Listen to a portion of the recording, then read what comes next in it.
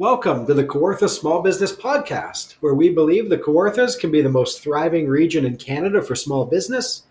I'm Brian Rump from Profit Coach. And I'm Matt Garrity of Matty G Digital. And we are recording from the Thrive Podcast Studio at Thrive Co-working Community, 18 Kent Street West in downtown Lindsay, Ontario.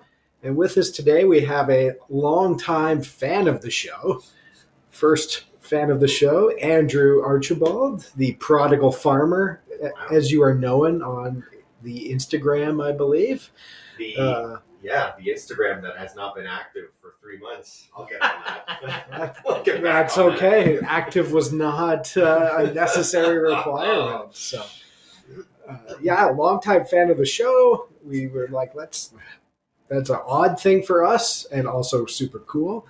We're so happy to meet you and wanted to have you on the show. Thank you so much. Yeah, I remember I was just looking through my podcast subscriptions and I was like, is there anything local? And so I just put in Kawartha and sure enough, this showed up and I'm like, oh, very cool. These are local guys. Wanted to hear what was going on and great episodes, guys. Yeah, well done. That's hilarious. 2 years now, yeah? Yeah. 3 years. Three years, 170 something episodes. I think it's cool that you listen to this podcast and Jess is very talented and she would have come into our world hopefully somehow, but you were the reason why she started coming out here.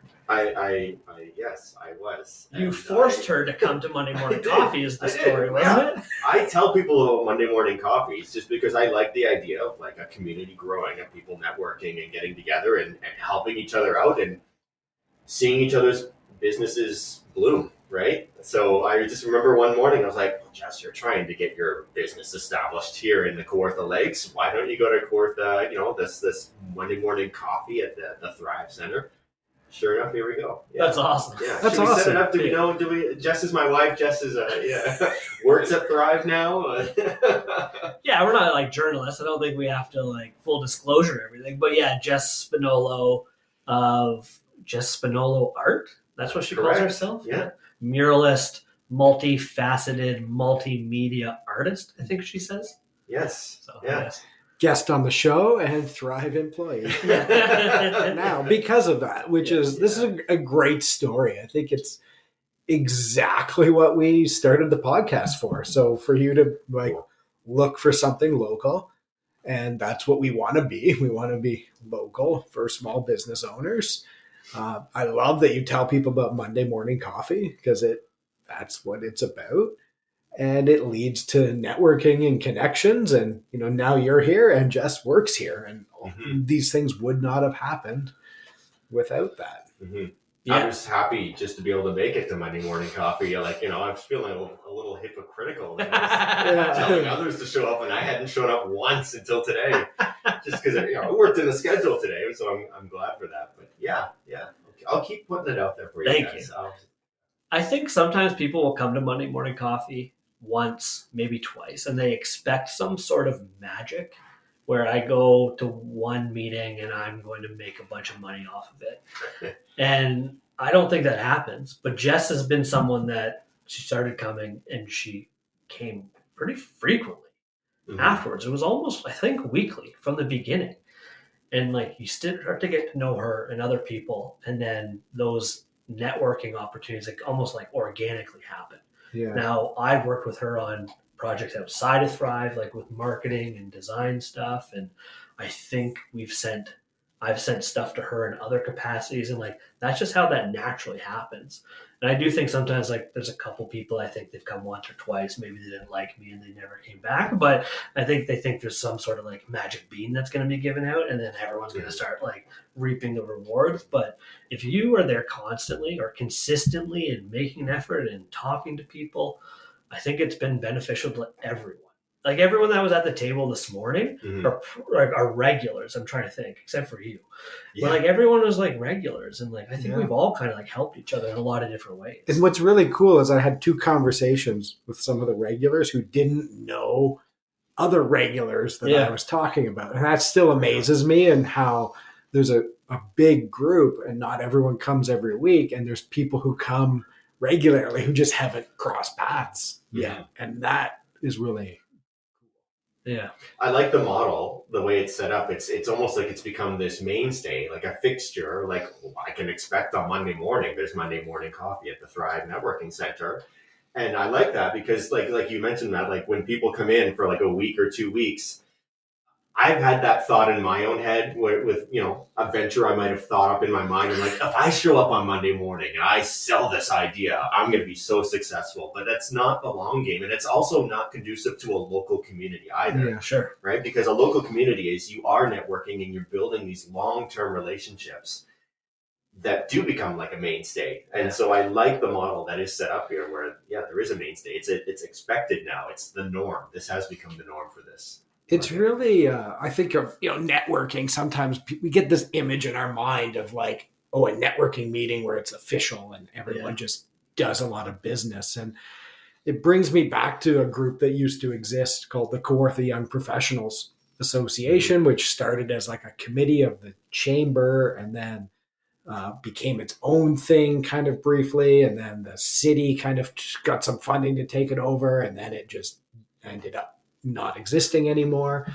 But I attended regularly, and so many of the people that I met there, I still am in contact with. And I say this because I ducked out of Monday morning coffee, because usually I can't make it this semester because I'm teaching.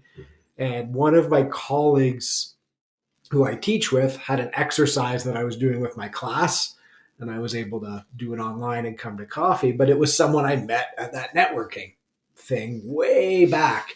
And when you start looking back at it and think about how we've connected professionally, it's like all of these neat things. I don't think we've directly traded each other money, but it's benefited both of us. And it all came from just consistently being at community networking things. And that's what we all want in a small community. Yeah, and I think it was your idea, Monday morning coffee. And then my contribution was always, we have to do it regularly forever. Yeah. And just hammering that home over and over and over again, and like trying to create habits with people. And I think we have created habits with the quote unquote regulars there. And you get some strays that come in and they come out, and they drop in and they drop out, and a couple people that check it out, and sometimes they come back, sometimes they don't, but there's always those regulars. And like, that's just been consistency. And it's something to invite people to. Yeah. And now, as we talk out loud, it's like, we need to be more intentional in like really inviting people to that. And a lot of times people, they'll say things like, oh, I don't like networking. But then the beauty of it is it's not a hardcore networking event. Yeah, I wouldn't even think of it as networking. Like just the fact that it's this consistent thing that happens, it's a key to success in the Kawarthas, I believe, just because, again, smaller community and people getting to know each other. So if you're going in with the mindset of like, oh man, I've got to have a presentation ready and I've got a network, and that sounds really intimidating. That's not the feeling I had at all this morning. It was very laid back and people get to know each other in a much more comfortable environment. I might have been nervous just because it was my first time showing up and it was just new, right? But it seemed like everyone else very comfortable. And the coffee's good. Awesome. Throw that out there. That's the pull quote from this. I'm going to take that testimonial and use it in our marketing. Yeah, the coffee's good. Yeah. Yeah. So tell us more about how much you love our podcast. Somebody ask him about the prodigal farmer. Oh, no, let me build this up. Yeah, I had two choices in my mind. Tell us about prodigal farmer. Prodigal Farmer is an idea that was born out of in the last couple of years anyway. So I grew up on a farm about 40 minutes west of here, and most of my life was working with my family on the family farm. It was a pig farm, but on really what my parents wanted to help us accomplish was seeing a market garden thriving in an area and just being able to provide local produce to local people, and then a lot of cottage traffic that would come through the area as well. And I hated every minute of it growing up. Like I couldn't stand it. I thought, oh, my friends are going to camp and they have a cool job over here at like McDonald's or whatever. And I'm like stuck on the farm pulling weeds, all these things. And so that was my mindset growing up until a couple of years ago. I thought, well, I got my own property now. I think I want to start a garden. That's just one day, just woke up. It's in my 30s. I thought, you know what, I really like gardening, and I went in 100% and put aside a plot of the garden, and then I thought to myself, I like thinking of ideas, right? My dad used to tell me dreams are free, and I thought, well, I'll take that advantage, full advantage awesome, of that. actually. Dreams are free. I'm going to dream a lot then, dream big. And so I started thinking, like, well, what if I've got the experience with the market garden? What if I were to do something in my own backyard? And obviously, I haven't built a business out of it, but I've really enjoyed what I've been able to do, getting my hands dirty and learning through experience now, almost like a review of what I had learned when I was younger. But it's a lot more meaningful now because producing food and putting food on the table at home and being able to give to our neighbors and things like that. And people have been coming out of the woodwork and asking, "Hey, Andrew, like, what if I wanted to start a garden? What should I do?" And I thought, oh, okay, well, that's a lot of fun. I have a teaching background. Why not set this up and do this? So the idea of the prodigal farmer was, this guy that left farming and came back to it, like that. This guy, the prodigal returns. It's the farming mafia, right? Yeah, Exactly. Can't get out. But then using that in a way where I can share what I have gained in experience over the years from that in a way that is practical. Because like we go to the grocery store every week and we buy a fruit tray of food that comes from all around the world, and it was just a year ago, I was having a conversation with my cousin. We're eating strawberries out of this food tray, and I'm thinking, it's June. It's strawberry season in Ontario, and I'm eating strawberries from California. Like, when did this become normal? And so it just, little things like that have kind of fueled the idea along the way of, well, what if we were to increase an awareness of how you can grow your own food here, but then also enable people and teach them how they can do it and encourage them along the way of like, well, what are your wins? What were your losses? What did you gain from this? Have you been able to do this with your family now? Like, are you able to share with your neighbors? Did you meet your neighbors through this? A lot of people don't know their next door neighbor. And I just thought, what a neat way to build a community in a small town like this. That's really cool because I, like maybe a lot of people during COVID, freaked out. I panicked. I started thinking about sustainability. I started thinking about what if I can't get groceries at the grocery store for my family. I have no way to provide for them. I don't know what to do. So I started a garden. And I said I wouldn't tell you how big that garden was, but I'm going to tell you now. It was so dumb. I think it was 20 by 40. Wow. Maybe bigger. And like I spent a good amount of time out there with whatever machine that was of like taking all the turf off of the area and then like tilling and all this stuff. And then I had 4 rows of fruit and vegetables. And not like long rows, not the 40 feet, not even 20 feet. Yeah. And just like boom, boom, 4 rows. It was so far away from my house. I have like an acre on the back. And it was so far at the back, I had to buy like an extra hose. And the hose didn't even go all that far. It only went like 100 feet. And I poured that hose into a bucket and then I would water.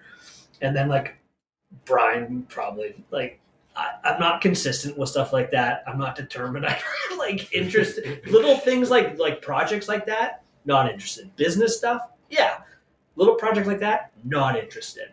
And it went well. So the 4 things that we grew, the pumpkins worked. They were wicked. That was fun as heck to have pumpkins, right? And it became like I saved a fortune on my wife buying all these little artisanal, artsy pumpkins. And then what else worked? I think we did tomatoes and cucumbers and something else. I don't think really anything worked. But then in my head, I was like, I don't even eat that many cucumbers and tomatoes. So what am I going to do with 100 tomatoes? What am I going to do with 100 cucumbers? Yeah. So one of the first things I learned as well when gardening was, well, do I eat this? Okay, I'm growing, 16 rows of lettuce all of a sudden. Like, oh, cool. It's nothing like, growing your own lettuce rather than buying it from the store just so it can rot in the refrigerator drawer, right? But like, I love the idea of you teaching people how to start a garden because it is one of those things where I'm not a rabbit hole guy. I don't want to spend a ton of time researching and reading stuff. I want to find somebody that knows something about it that I like and then ask their advice and opinion. So I would love the idea. Like, I don't want to go online and learn 100,000 tips about gardening. People tell me about it all the time, and gardening is fun. I hated it. It was boring. I didn't enjoy it. It was a lot of work for nothing. But you said two things to me today already that I was like, well, that makes a lot of sense. Why was I not doing that? When I was like, what am I going to do with all these tomatoes? He's like, why would you plant stuff that you don't eat? He's like, what do you eat? I was like, well, of course I would do it that way. I never thought, like, let's start there. Start with, like, what do I eat regularly? Right. And start with that. Yeah, I think this is neat because sometimes people, and I've watched it before, they had a garden when they were a kid and they grew peppers, but they don't actually like peppers. Yeah. You got to grow peppers in your garden, so they, like, grow it. And, yeah, when you just think, like, what is it I actually want to grow? Right. I'm still making that mistake. I grew 18 pepper plants this summer, and I'm thinking, like, well, I really needed just 2. And, and I had 5 different varieties, and I've only eaten one of the varieties. Like, what is this? Why did I do this? Just to say I could, or because that was what I grew up doing, or because that's what everyone else is doing, or that's what I saw on YouTube, right? And that seems to be the predominant one, is that people see something on social media, and they're like, well, there's these perfectly straight rows, not a weed in sight. And it's like, it looks so immaculate. I can do that. And it's great. It looks so good when you accomplish it. But then, what they don't show you on social media is that, like, a couple of things. One, how to use all this produce you've just planted. And then the other is what happens the other 2.5 months after planting. There's maintenance that goes into it, a lot of work. And if you haven't planned out beyond just the planting, you could be in for quite an unpleasant surprise. And that's the thing I would love too is, okay, I've got these vegetables. And if I go into it knowing this is what I eat, that's easy for me to prepare it. But I do love the idea of you telling people, like, okay, you grew all these radishes. Here's what you can do with them. I think that's really cool. That makes it clear what you're supposed to do with this garden. Yeah, and this is like an idea that's kind of evolved into what it is now, of what I can do with this. The original idea of the Prodigal Farmer was just to sell like microgreens, which are like baby plants. Oh, yeah. At the time when I had this idea, I had been seeing, again, on social media, great place to, get bad ideas.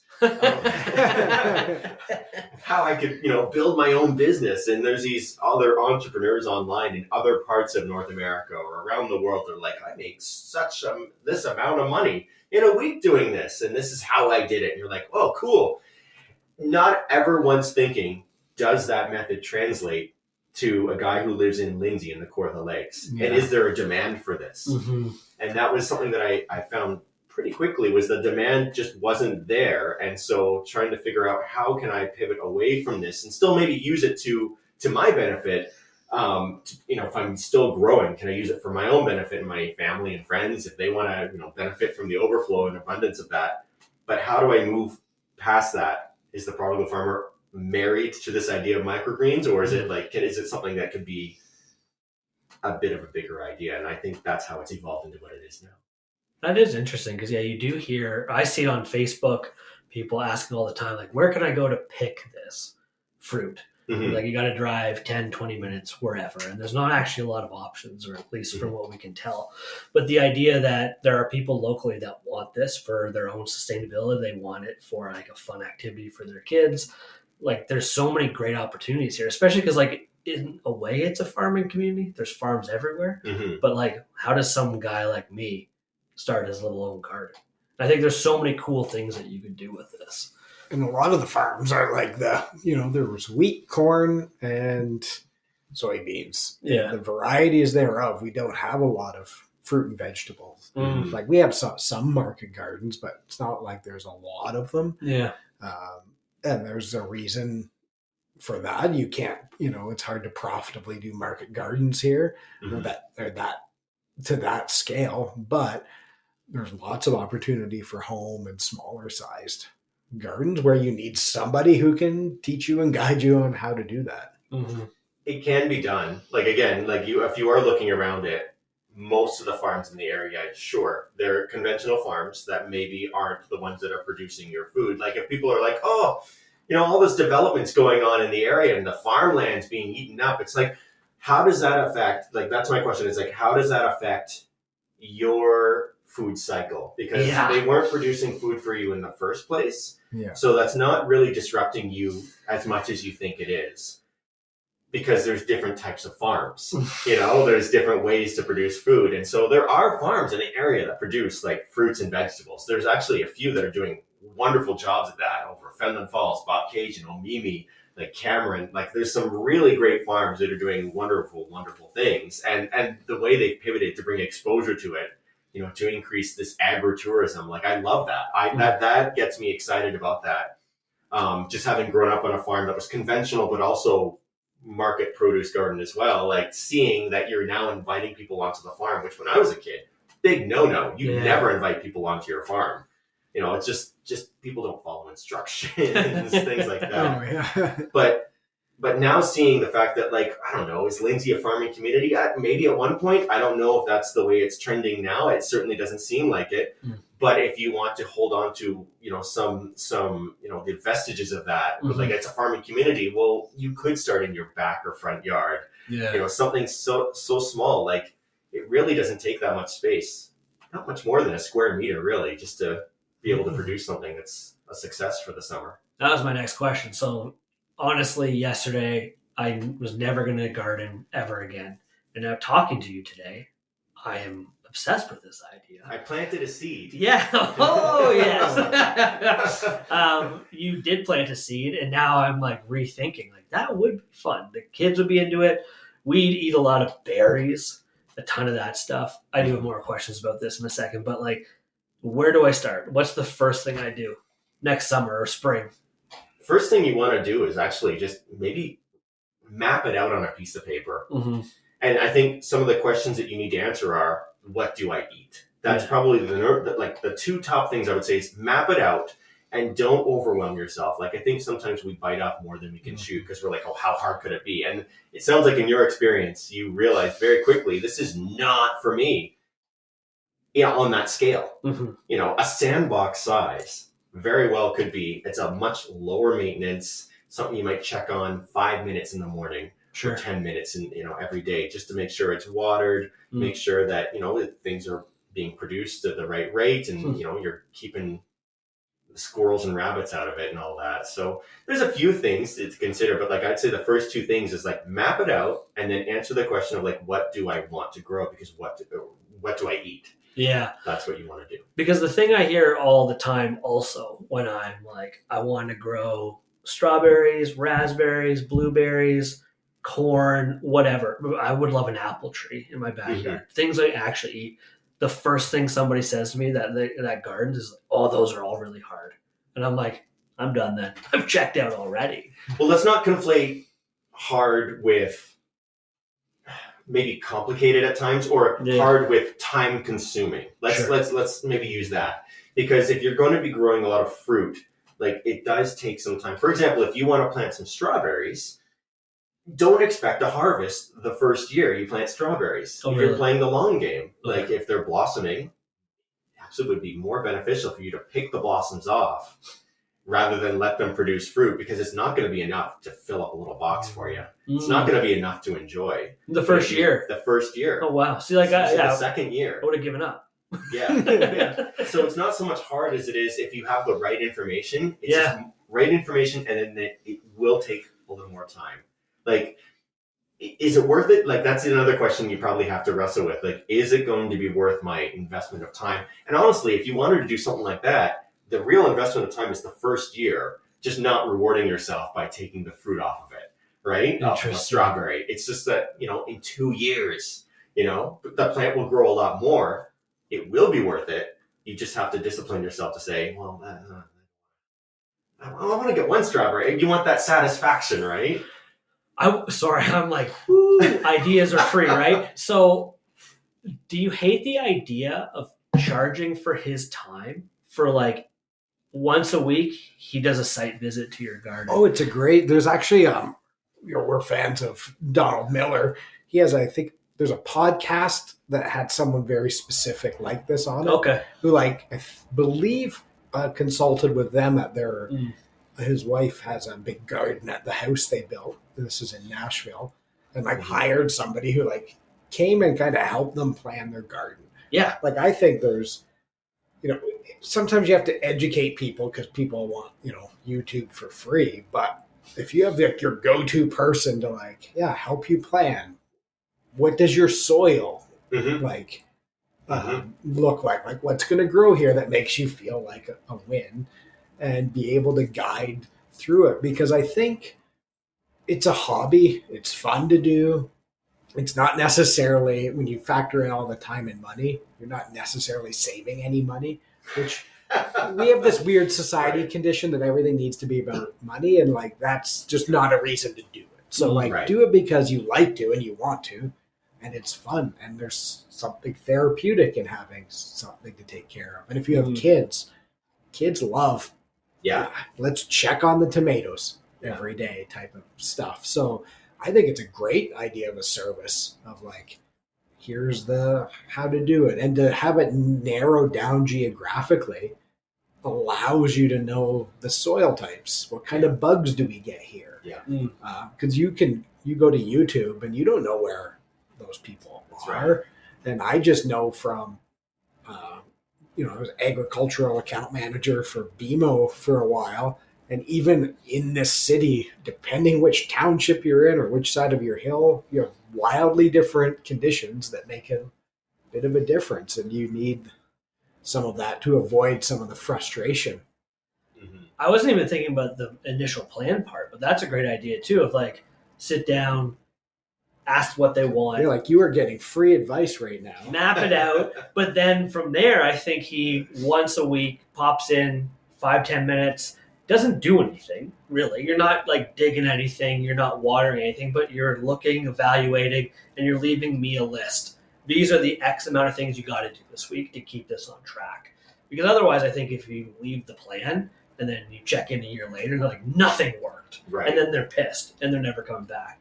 But if you have like a check-in, I don't think we talked about you coming in here to like give you all of these ideas, and I'm sorry, but like, I think this, like a check-in, like, and you're just popping in, you're leaving a list, emailing it to them. Could be over video too, just to like, I'm thinking about profitability and time management to like, I don't know that people really want to pay the real cost of having someone drive over for 10 minutes.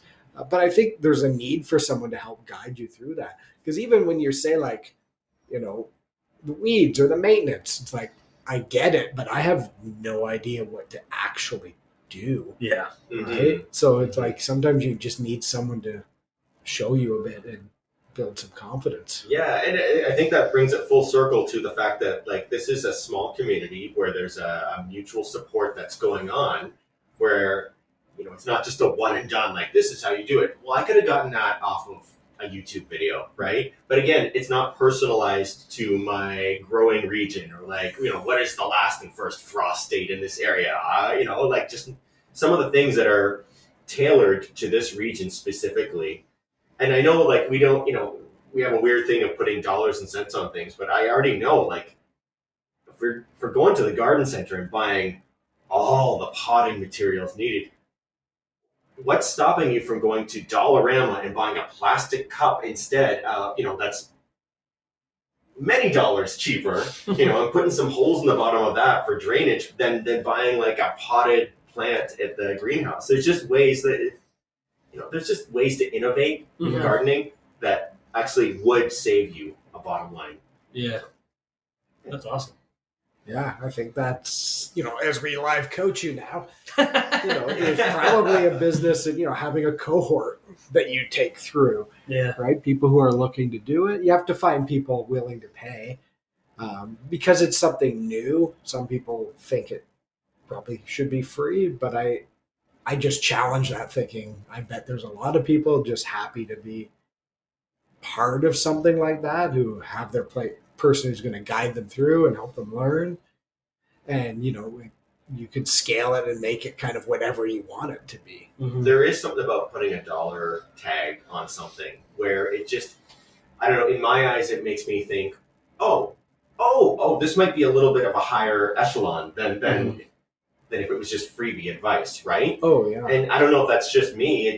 But in my experience, it seems like whenever you put a dollar amount on it, it has to be worth it, though. That's the other thing. It has to be worth it. And I do believe, like, if you're able to have a bountiful harvest from your garden, that's more than worth it. There was a meme kicking around this summer where it's like, oh, I spent $268 just to harvest a 47-cent tomato in my garden. You're like, oh, okay, well, there are better ways, people. That's kind of the marketing too of, I think, learning the skill. Mm-hmm. It's something you invest in, maybe just once as you go through it your first time. It's also the activity for kids. Like, the value is not just in the commodity of what you're creating. Even the value in growing stuff to share with your neighbors. Like, I loved when you said that. Like, sometimes it's just awesome to do that, or have neighbors team up, right? You grow the tomatoes, I grow cucumbers. Right on. And we share. That's really interesting. That's a cool that. idea. Yeah. Yeah. Here we are building little communes in Because from this is like, it's like a classic economics problem, which is basically, do what you're good at in your household and trade for the things you need. So I don't want to be here advocating for, everyone needs to have their own self-sufficient homestead, which is, a bro culture thing that happens. And it's like, that doesn't have to be the extreme, but you can still make stuff and share it. And, and just enjoy there's just a pure joy in, hey, I grew something and I ate something. Yeah. Right. You go to someone's house for a salad that all came from their garden and they're like beaming about that. Like, that's awesome. I think there's a lot of different marketing angles and opportunities you could take with it. Like everything Brian spoke about, I think that there are people that want to try gardening and they're scared. Talk about that. You could talk about the legacy of gardening in a way, the dying art, if you will. I'm sure the boomers love gardening, but people our age are like, I don't know if I really want to get into that. I think there's people, though, our age that still, if they're told about this is something you can continue on in a tradition, that's interesting. You could, like Brian said, do it for yourself, do it for your neighbors. You could help people start a garden so they could capitalize on it too. Start your own garden for profit. So I think there's a ton of little things that you could do. Yeah. And maybe someone's not going to pay for the weekly service, but someone might, and have that as an option, or have videos as the other options. There's a lot of little things that you could do that would be really interesting here. Yeah, and it's a different degree for every person, right? Everyone's different. How, somebody might be super ambitious like you were, Matt, and just go, let's 20 by 40. Here we go. Let's go hard. Ambitious is a kind word. Yeah. Thank you. Did you rent the machine?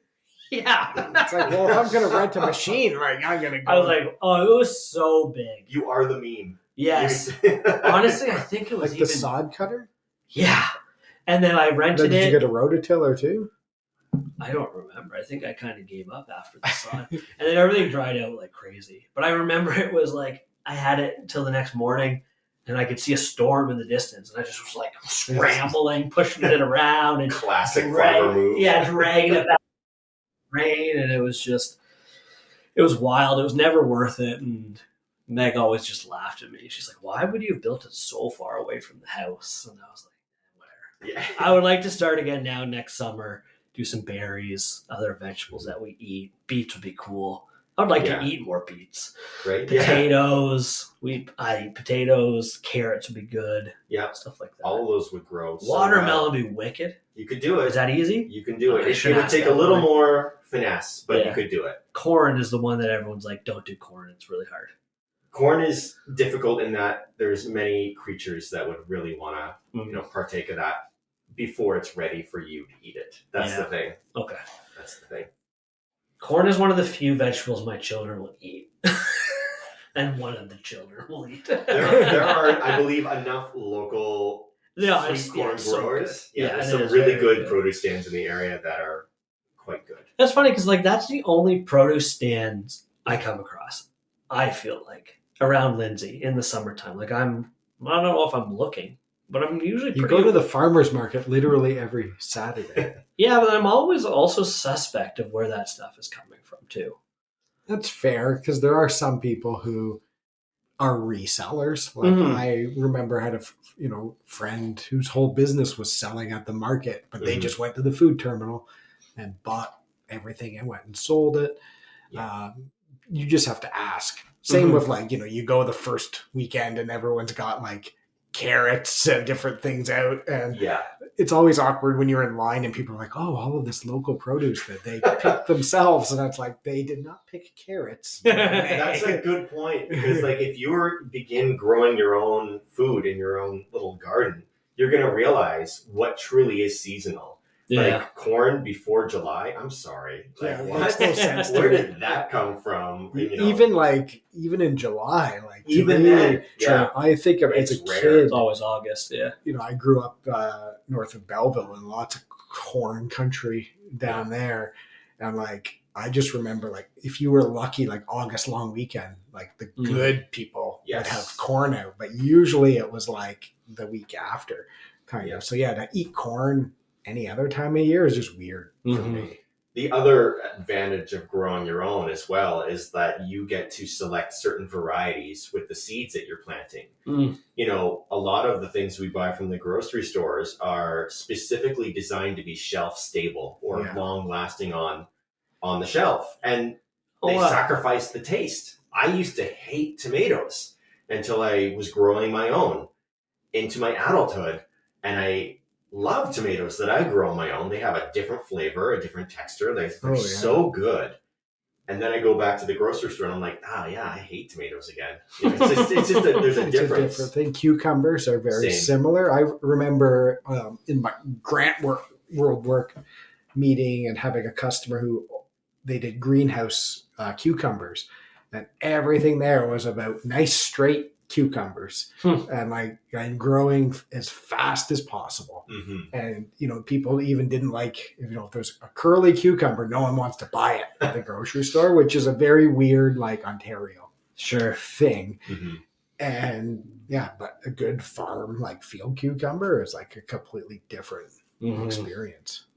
I think that was another thing, is that like I was just talking with a family member about it that wasn't aware of that. They're like, well, how many different varieties are there of like this vegetable? I was like, hundreds? Like, what? I thought there were 3. Even corn, when you're eating sweet corn in the summer, it's like, I want the peaches and cream. Well, peaches and cream just means it's that bicolor, like the white, yellow.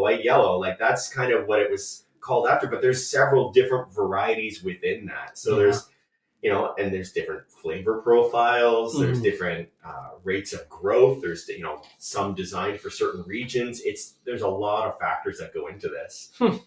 Not to geek out, and say like, you really should know which one's ideal for you. No, it just means that you can experiment in your own backyard what you want to grow and discover along the way what you really enjoy. That's interesting. That's really cool. Actually, what do you do in the winter then with your vegetables? Do you go to the grocery store, or do you just not eat vegetables throughout winter? Well, so there's some things like preserving, right? Like you get like a lot of tomato sauce out of tomatoes, right? Sure. That's a classic thing. Or pickling with some of the cucumbers. Dehydrating some things. This would be a huge investment. It's on my wish list. It's probably never going to happen. But getting a freeze dryer, it's just it holds the flavor of things. Those are super expensive. Like if you want to communally go in on that, guys, we could have a communal one. I'd be over the moon about that. But the philosophy is you work with what you have. Okay, when you have it. And so during the winter, obviously there are going to be some vegetables and fruits that are not available seasonally. But we're very privileged to be able to have a lot of things available to us. And I think we just need to be aware of the fact that buying bananas every week is not a normal thing in our region. That's just not normal, but it has become normalized, right? I just remembering that is a privilege that we are able to have those things, or buying strawberries in December, just having those things available to us is quite a privilege. It's not seasonal and it's not really normal. We have normalized, but just knowing that, we can be thankful that we do have those things. So do I buy fruits and vegetables in the winter? Of course I do. Like I've got to eat, you're not hardcore about it. You don't want scurvy. Yeah. But I do try to make what I have last as long as I can. And that's always going to be different from season to season. Like this year was a difficult one. Like it's not a strange, no one in Lindsay is stranger to the fact that we had this massive hailstorm come through and destroy a lot of things. There were people growing flowers that lost a lot of their flowers. people growing vegetables that lost a lot of their vegetables. So many things happen because of that. So that's obviously going to affect how we're moving into the fall and winter season. Mm-hmm. Yeah, I think that's a good reminder too of how, people who want to be hardcore homesteaders, it's like, well, actually, it's probably good to trade some things because, you realize how weather and, other factors really impact it. I learned this really neat thing.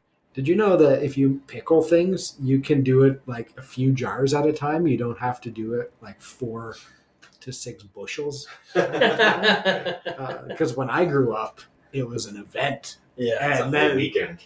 And then like we'd have like way too many pickles. And then I met people who would make like 6 jars of pickles and it would last them the whole year. Mm-hmm. And I didn't even know you could do that. It's the same thing with like starting with a small square, like a meter, like a square meter garden. Like don't bite off more than you can chew. It's the same thing with pickling or canning or preserving. Like don't take on more than you need. It doesn't have to be your personality to eat tomato stuff every single night. We're not in a famine here. It's okay. We're okay. This is another great installment of Matt Doesn't Know Anything. This is a great story. I learned so much. Like honestly, this is great. One of my favorite episodes was talking about agritourism. Yeah. What is that? No idea. Yeah, you thought you like invented it. Oh yeah, I had no idea. Was that Aaron from Medio? No. That was one I was like. What was that? Ursula? Yeah, from Sunflower Farm. Sunflower Farm. Yeah, but I remember the one with Aaron too. I forget what she was saying specifically. I was like, I had no idea what she was talking about. It was fascinating. Yeah, it was like fast clothing or something. Oh, fast fashion. Yeah, I was like, what are you talking about? Yeah, that's like Shein has the 52-week, or like the 1-week sales cycle or season, right? Where it's just like every week it's something, and it's like, buy this cheap thing, you need it now, and then it doesn't last, and you throw it out and you buy something else. Yeah. Well, not to put you on the spot, Ben, now that you know what agritourism is, and knowing that there are some agritourism outlets in the area, have you been to any farms? Yeah, so we not this year. I was going to say every year, the 2 years before this, we would go to Farm Fest every year. And we always enjoyed that. Not to say not the cow farm, but that was a tough one to get through with the smell.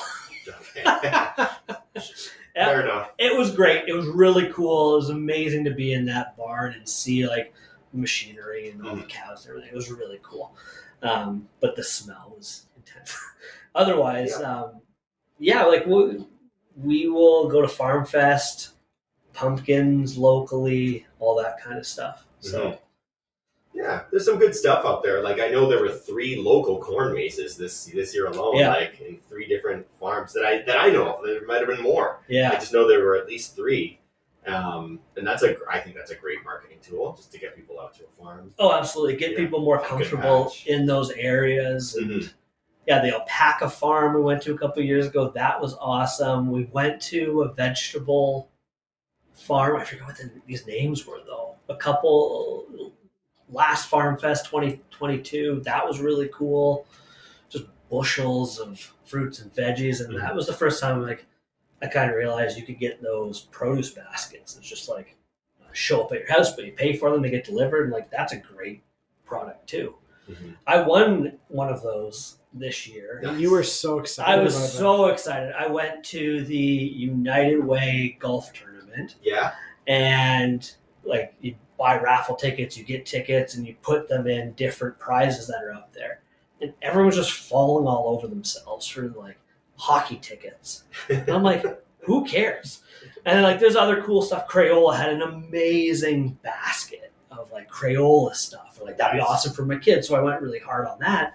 And then the other one was the community garden. Every other week throughout the summer, they were going to give you a basket of produce. And I was like, that's like hundreds of dollars. It's a big deal. And I like stuffed the ballot box of that. And I won it. I was super happy. Worth it. And every couple of weeks I'd go pick it up from Emily and it was awesome. It was great. Awesome. So that was cool to see like bright, beautiful vegetables locally.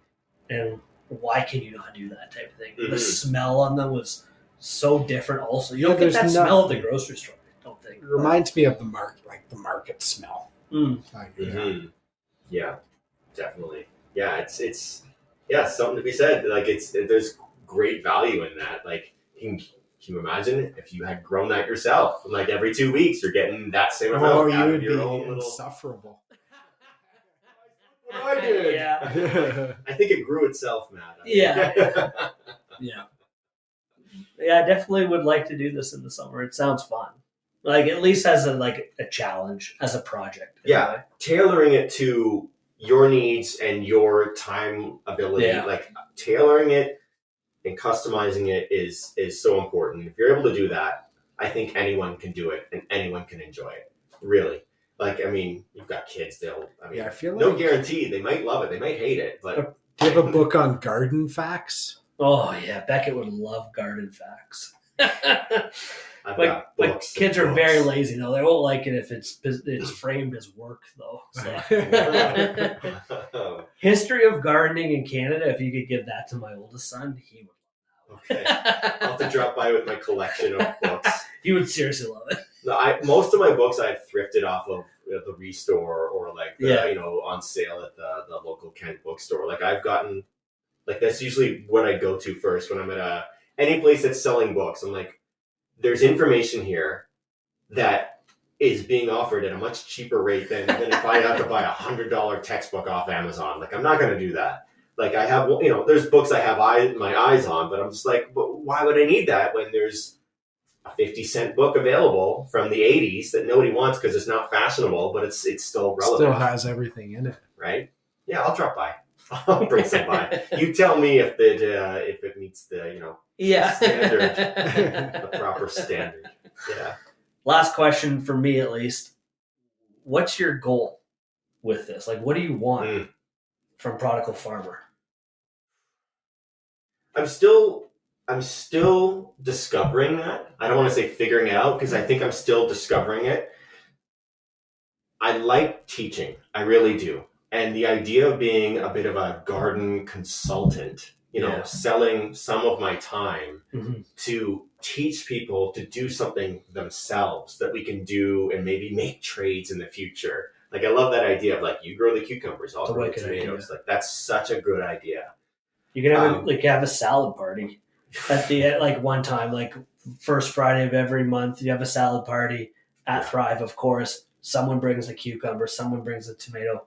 Yeah, it's great. And we all take turns about the story of how this grew. Awesome. I used this material and this is how I did it, and I planted it on this date. Okay, like that's me geeking out about gardening. Like I'll tell you the entire history of this one fruit or vegetable. Like this is where it came from, and by the sweat of my brow. but the goal ultimately, I think, is that I'm able to use an ability I have in teaching and a passion I have for that, and then a passion I have in gardening and growing your own food, and using that in a way to help others be able to do it for themselves in order for them to be able to continue to pass that on to their own family and to grow in this community. Like, I mean, there's so many analogies you can use with gardening. Like I planted the seed, and there's if you allow this idea to root and develop, the fruit that comes out of that is going to be based off of that idea that rooted, right? The root determines what the fruit's going to be. So, I guess my goal in the end, as I'm discovering that, is that I'm able to use this ability that I believe I have in teaching, and using that passion I have in gardening and being able to teach others on how to do this on whatever scale they can. That's awesome. Great. This has been a great episode. I'm so happy that you discovered this, and we're fans. So if you are out there and you are a fan of the show and you have not reached out to us or forced your spouse to come to Monday Morning Coffee, we definitely appreciate that, and we'd love to hear from you. You can reach us at setitup@kawarthasmallbusinesspodcast.ca.